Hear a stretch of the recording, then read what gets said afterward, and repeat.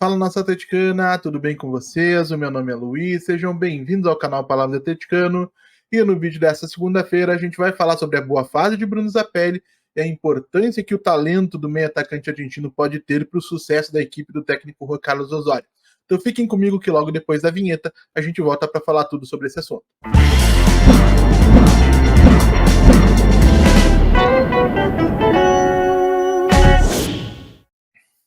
Então vamos lá para falar do tema do vídeo de hoje, que é a boa fase técnica que tem vivido o meio atacante argentino Bruno Zapelli nesse início de temporada do Atlético Paranaense.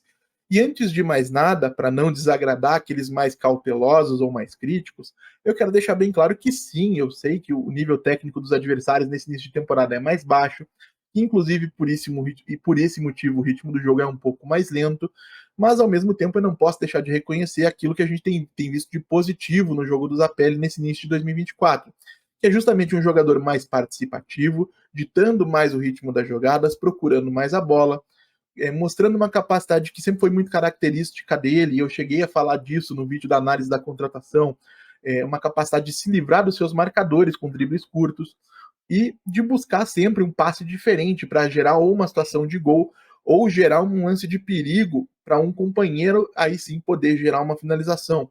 Então, um Zapelli que tem se mostrado mais adaptado ao Atlético, mais à vontade com aquilo que ele tem que produzir em campo e mais preparado, talvez, para enfrentar as exigências, desculpem, técnicas e físicas do futebol brasileiro, que são bastante superiores àquilo que a gente encontra hoje no futebol argentino, especialmente pelo fato de que o Zapelli, além de tudo, vem de um time como o Belgrano, que não é um dos grandes clubes da Argentina, é um time mais periférico.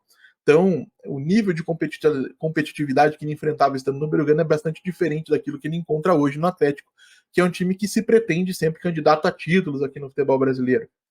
Então, a gente tem que entender algumas coisas. E aí eu vou tratar de um tema um pouquinho histórico, que é o seguinte: no Brasil, o papel do camisa 10, historicamente, é muito diferente do papel do camisa 10 argentino. Existem uma série de razões históricas e políticas relacionadas a esse caso, inclusive, que poderiam ser objeto de um vídeo específico, mas aí realmente a coisa entraria assim numa aulinha de história, seria um conteúdo mais voltado para quem é um entusiasta desse tipo de assunto, poderia ficar mais maçante para o público geral.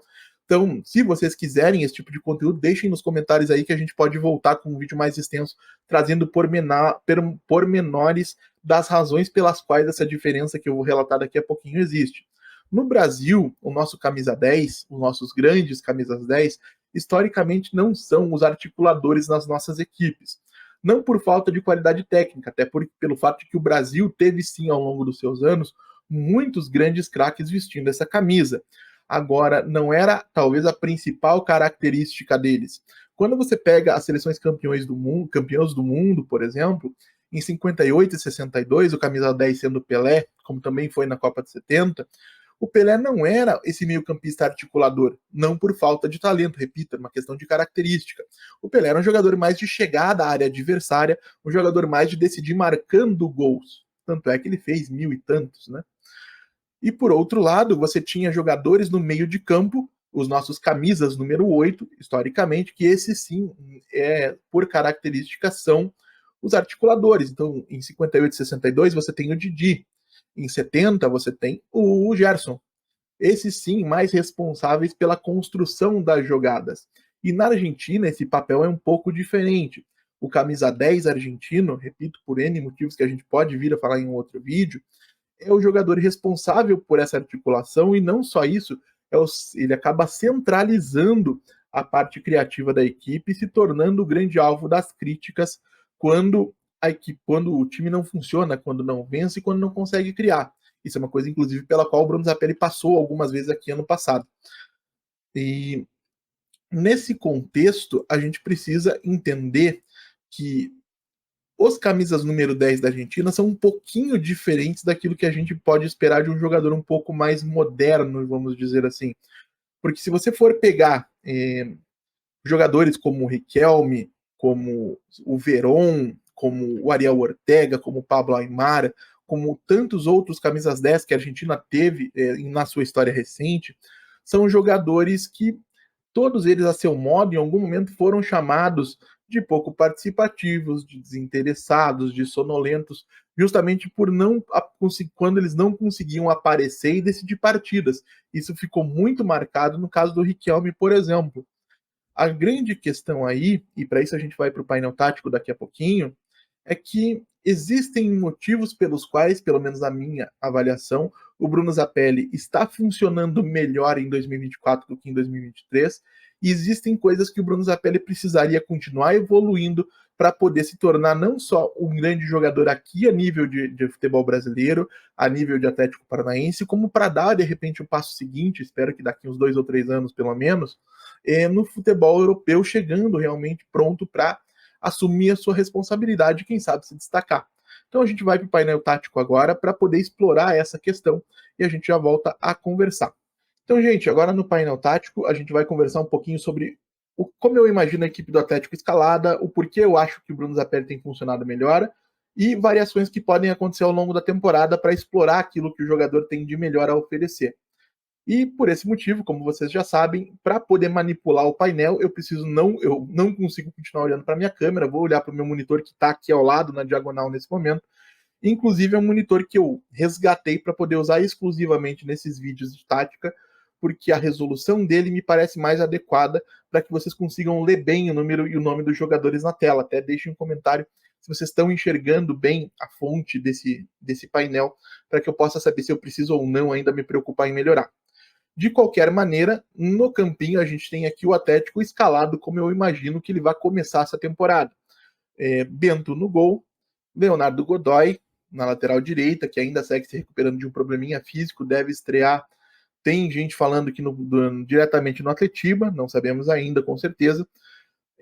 Na dupla de defesa a gente tem Thiago Heleno e Matheus Gamarra, com o Esquivel fechando o quarteto, Fernandinho e Eric na base no meio de campo, Canóbio e Zapelli, acho que são inegociáveis, e aí a gente tem um Christian que poderia ser substituído pelo Tomás Coelho, por exemplo, que tem feito um início de temporada mais interessante do que o 2023 dele, mas eu particularmente prefiro o Christian com o Gonzalo Mastriani como homem de referência no ataque. Então, gente, por que eu acredito que o Bruno Zapelli tem funcionado melhor? Porque o papel que ele tem executado nesse time do Osório quando joga é justamente o desse meia atacante que trabalha na região ali próximo aos volantes adversários com liberdade para circular e se aproximar dos companheiros. Então, alguma coisa que vai refletir e se aproximar mais do papel que ele exercia quando saiu do futebol argentino para reforçar o Atlético. E por esse motivo, acredito que a coisa tem funcionado um pouco melhor, além, é lógico, do processo de adaptação que ele tem enfrentado. E isso somado às presenças, por exemplo, de um Fernandinho trabalhando próximo a ele, de um Christian que pode se aproximar para participar da articulação das jogadas ofensivas, de um Canóbio que historicamente se sente mais à vontade jogando como ponta, trazendo para dentro para poder participar da construção das jogadas do que buscando a linha de fundo, por exemplo. Isso tudo pode potencializar o jogo do Zapelli e, além disso, a gente tem, com essa formação que está colocada na tela, a possibilidade de transformar o Atlético de uma tal maneira que ele assuma um formato que no futebol argentino é bastante comum, né? Quando você fala da utilização desse meio atacante, desse engante, como os argentinos gostam de utilizar. E aí são duas alternativas. A primeira seria você ter o Christian mais por dentro, num 4-1-4-1, num 4-1-4-1 não, num 4-1-2-1-2, né, o 4-4-2 diamante, que é uma coisa bem característica do futebol argentino. Inclusive foi assim que a Argentina jogou a Copa de... Não, eu tô me confundindo. Em 78 eles jogaram diferente. Mas enfim, a gente já volta a conversar sobre isso. Então a gente teria um time bem protegido, com bastante liberdade para o Zapelli pelo fato de ter 3 meio-campistas atrás dele para proteger o sistema defensivo. E a gente tem uma fragilidade bastante evidente desse tipo de esquema, que é a falta de opções pelos lados do campo. Então o Esquivel, por exemplo, teria que avançar, o Léo Godoy, que se sente bem à vontade, teria que avançar durante os jogos, quando o Atlético optasse por se transformar dessa maneira. A gente teria que o Canóbio, como não é o jogador que não é de área, teria que se deslocar sempre para o lado da bola para poder dar opções pelos lados e o Atlético não perder amplitude com a posse da bola, mesmo concentrando os jogadores. E outra coisa que poderia acontecer, lógico, acho que mais com o Christian do que com o Eric, seria esse jogador se deslocar para o lado em momentos específicos, quando isso se fizer necessário pela forma como a jogada se apresenta. Outra possibilidade, e eu até gosto mais dessa do que desse 4-4-2 diamante que a gente está conversando, é a gente se aproximar de alguma coisa que o Atlético fez ano passado com o Wesley Carvalho, mas sempre disse aqui que não fez tão bem quanto gostaria, que é você ter, por exemplo, Thiago Heleno, Matheus Gamarra e Lucas Esquivel formando uma espécie de trio com a bola, então o time articularia com 3 atrás, Fernandinho e Eric, Godoy bem avançado